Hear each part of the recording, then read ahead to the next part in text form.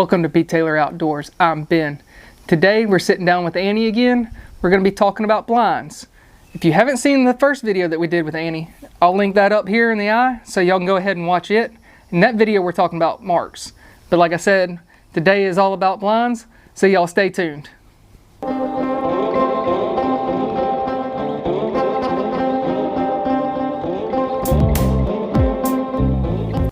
First we're going to sit down with Anney, talk to her about how she prepares for blinds, how she sets them up for training, all that fun stuff. So let's get into the interview. So we're about to go run some blinds with Bally. So normally in a hunt test you see a lot of, you run your blinds inside of the marks or they'll be in conjunction with the test. Whereas field trials are a little different. They're a completely different series type thing. So knowing what we know that you like to run hunt test and you're dabbling a little bit in the field trial game, what do you do, like how do you set up blinds, or what are you looking for in blinds when you're setting up for training? Okay, so I work very hard on good initial lines, but I work on good initial lines and taking good literal casts, big change in direction so the dog is really compliant. I work at it at a distance. And we've all heard the phrase, distance erodes control. It's true. Yes. Distance also mimics factors. So if... I was going to say, you're going to have to explain that one because I've never heard that one. I will. So in a hunt test, you're right. The blinds are very involved with the marks, and there's usually going to be a lot of suction and a lot of factors because there's birds all on top of it, and the dogs already run over the same land. There's a lot of scent from a lot of dogs. There's a lot for the dog that needs to be under control. But it's only at 100 yards or less. Yeah. I run with my hunt test dogs and my senior dog who's never run a senior test. His average blind is maybe 200 yards. Okay. Because yes, distance erodes control. Distance also mimics the pressure of factors. So if I can get my senior level dog to take this cast at 250 yards, that 50-yard blind in a test, even though there is a mark here and whatever, it's not a big deal. Okay. It's so much physical pressure of me being close that all of a sudden I'm exerting a lot more control over that dog just because I'm closer. Okay. And I have gotten a lot of mileage out of running big, simple, long blinds and getting a lot of control on them, and it feeds right. It might not look the same, but it's the same mentally to the dog of being under control when the handler is far away is the same as being under control when there's competing factors out in the field.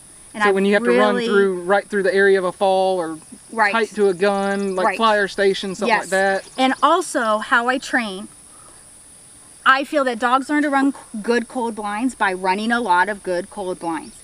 Once we're done with pattern blinds, I don't go back to them. Okay. I don't use sight blinds. I don't use markers. I do not repeat blinds. Even if the dog hacks it to pieces, I don't repeat. And they're always running novel, big, open blinds. And if I want to teach a concept or I want to fix a problem, I take it into a drill setting.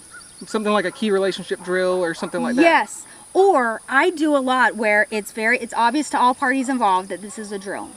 There will be a big white stake with a pile of light bumpers. But we're going to teach our concept. Like maybe the concept is a shoreline blind. Like if you're sitting on the shore and I give you this, you need to turn and stay in the water. And I'm teaching that to my senior dog now. Even though he's not going to hopefully bump into that in senior, it's an important concept. Yeah. But we teach it in a setting that is obviously a drill setting. The dog knows where he's going. He has a visible target. Same thing like if your dog is giving you a little training issue on your cold blinds, like a slow sit or a loopy sit or any myriad little problems that occur. If I see that happen it's starting to become a pattern, like it's just not one mess up, but okay, the dog is giving me loopy sits now.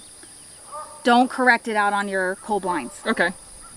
Because all that's going to do is erode the dog's confidence. And it's going to start to bleed over into everything else. I will take it back to a pile, and he can get in a lot of trouble because he knows where he's going. Yeah. We all know where you're going, and you better do it right because you know where you're going. The pressure of the unknown is not there anymore. And it works, that pressure in the drill setting works indirectly and will fix your problems out in the field. Okay. And only I would give a sizable correction on a cold blind only if I thought the dog was truly being really naughty. Mm-hmm. And the other thing that's a little backwards is I like lining drills, but not to teach the dog to line. I like lining drills to teach and work on our line manners, the dog actually in your position, and to practice a lot of repetitions in a short amount of time of that good behavior, which is lining up straight, looking out straight, focusing scent. Mm-hmm. And so even if I'm doing like a wagon wheel, or I like pyramid where they're in like a V shape, and the long ones down the middle, if they are nice here, but maybe go to like the wrong bumper, I liked what I got here. Okay. And how I get good initial lines, and I hope Valley runs some good initial lines today. We'll edit it out if he doesn't. No, these big open blinds in big featureless fields, they teach the dog that there's no pressure to be had when you begin. It's a big empty field. You're not going to be wrong. So you line up and you just kick the dog off. And they learn over time to not worry and not be concerned. They're not getting called back because they missed a concept right away. I don't do it with marks in the field, so they're not. That was another question I was going to ask. Do you run a lot of them? Do you run your blinds through the marks, or do you just run blinds separately? Oh, I go run blinds separate all the time. Okay. All the time, and like that's 90% of the blinds I run. There's not been a mark, and but it's amazing that by loosening up the pressure here, because the dog can always be right, and that's the other thing with a long, simple blind. I am loath to blow a whistle the first 50 yards. So you won't blow them for the first 50? I mean, unless the dog is just way out in left field. Okay. But if you're roughly in the area and I can get a cast to get you back online, roll with it. Okay. Just go. And the dog builds nice momentum. He thinks he's right. He thinks he's right. And you start doing a lot of those, a dog that's real buggy or taking funky lines, you start running these big open blinds where there's not consequences for not being perfect. Here comes a Labrador. Here comes a little Labrador. Hey, Dilly. Sit. No, sit. Come here. There you go. So you start running these blinds that there's not a consequence right away for being wrong. Suddenly the dog thinks he's right to just come up and look out and go. It's really, it's backwards. You think, well, I'm not practicing an initial line because my initial line doesn't matter. He learns to be more confident and come out and run straight. That's good. And if even with Valley, my most advanced dog right now, if I want to work on initial lines, like say in the water, that's a really high pressure situation for all dogs and for him specifically. Oh good, he didn't knock the camera over. Bye dog. Bye, Dilly. If like getting a perfect initial line around a shoreline is a really high pressure situation for many dogs, and this dog in particular. So if I wanted to work on that, I would take a white stake and put it out there, and I'll maybe line it from all different areas. Okay. He knows where he's going. We can practice that really fine initial line with no pressure. Now he feels better about it. Now he feels he can be successful because I'm showing him how to do that. So the next time I come out and run a cold blind, there's no marker, he doesn't know where it is. He has the confidence to look out and be like, okay, I don't really know where, but let me focus on some place and she'll help me if I don't. Okay. So I think Shelby and Mr. Hugh just went and set up a couple blinds for you. Let's go take that out in the field and see how she does today. Yeah, exactly. Pressure's on. Let's get out there. Okay, thanks, Ben. While we were doing the interview, Mr. Hugh and Shelby went and set up 2 water blinds for Anney and Bolly to run. So both of these blinds are run from the same spot. There's 2 ponds that they have to get into, and you're cutting a corner on the first blind. You're going to cut the corner. Got a little bit of a side hill once you get out of the first pond that contend with. You got to get in and cut the corner of the second pond, drive up the hill and go pick up your blind. The second one is very similar, except it's on the right side. There's not much of a side hill you have to worry about, but you have to get in that first pond, cut a corner, get out, cut the corner of the second pond, and drive up the hill again to go pick it up. So y'all enjoy and watch Anney run these blinds. Dead bird.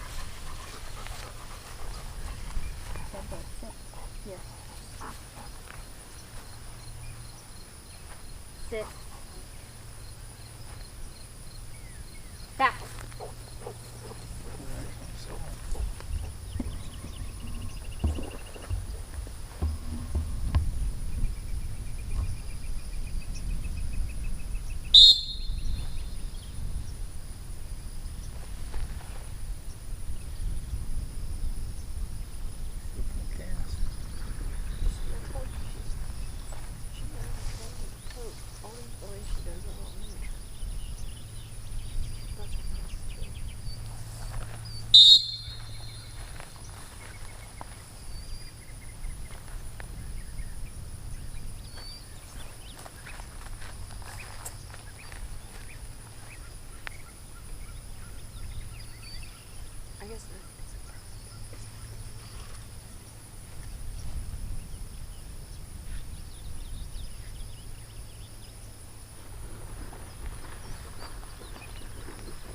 know he's had on that.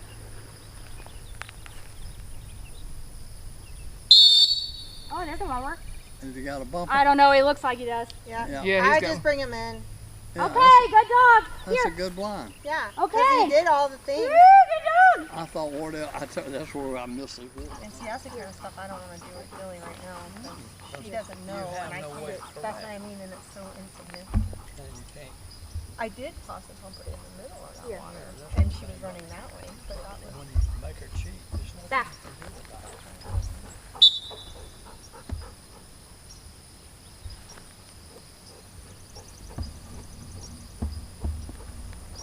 get him.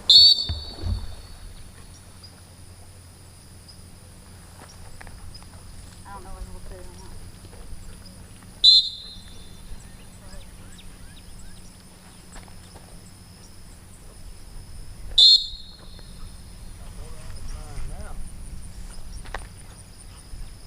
Now keep it on your mind. Good boy. Get your ass on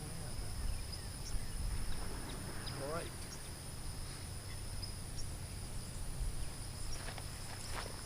Come up and go back to that. Oh, there you go.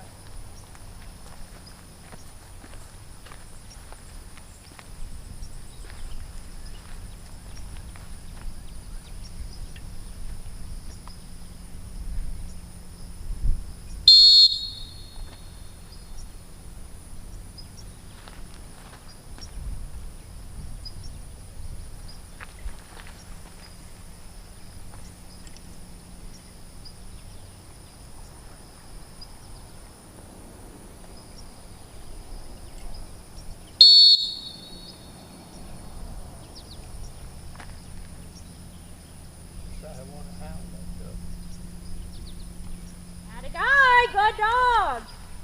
Woo, get it, Val, good dog. Well, that was it for the blinds. I want to thank Anney for sitting down and talking to us about her marks and blinds and how she gets ready for hunt tests, things like that. And if you haven't already, go ahead and hit that thumbs up button for me. If you haven't subscribed, go ahead and subscribe. We've got a little bit more training left before hunting season rolls around, because it's not too far down the corner. And also, don't forget, their season never ends.